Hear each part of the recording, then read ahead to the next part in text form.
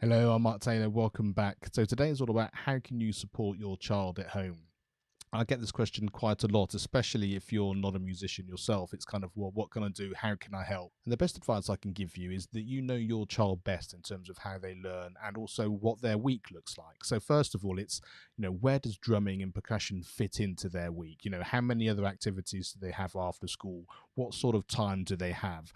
And a little bit of practice on a regular basis is much better than trying to do a large amount between each lesson. So that's my first bit of advice, is if you can just carve out 5 minutes, 10 minutes, once, twice, maybe three times a week, that would be brilliant. If they have time to do it every day, then absolutely fantastic. But especially to begin with, when they're first starting, just making sure that they've reinforced what they've been learning in lessons throughout that week, and they'll know what it is that we've covered. So that's the most important thing, just carving out that little bit of time.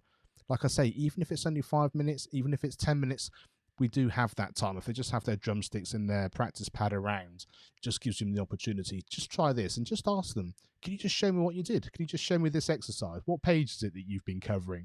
And just open up those conversations. Another way of helping is, rather than just worrying about the actual practice in terms of covering what we've done, actually ask them if there's some music on the radio that they've been listening to, or something that they happen to be listening to on Spotify or something like that. Just ask them, do you know what the band is? And if they don't know, then you can find out together. Or do you know the drummer of that band?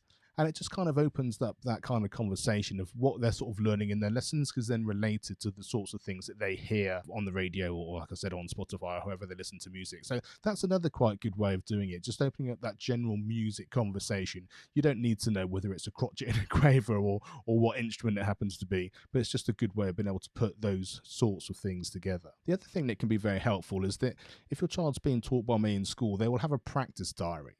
Now, that practice diary is our easiest way of communication between home and in the classroom. In that practice diary, I'll be writing what we've covered in each of the lessons, and it gives you the opportunity to ask me questions if you want to, or just to note if they've been doing any practice, or if you've got anything you'd like to ask me. It doesn't have to be too in depth. Don't overthink it. If you've got nothing to say, maybe just initial it so that I know that you've actually seen, that you know what's going on. And on there, you can just say, oh, what is a paradiddle? And they could say, oh, it's just this type of sticking. It opens up that bit of dialogue or conversation, just to kind of give you an idea of what they're doing, but also they can then show you something very easy, very quick, and then they can get some sort of excitement about being able to sort of show some of the things that they know. And finally, sometimes it can be difficult to know where the drumsticks are in relation to the pad or the music. And because when they come to school, they'll need their practice diary, they need their tutor book, they'll need their drumsticks. The pad doesn't need to come in.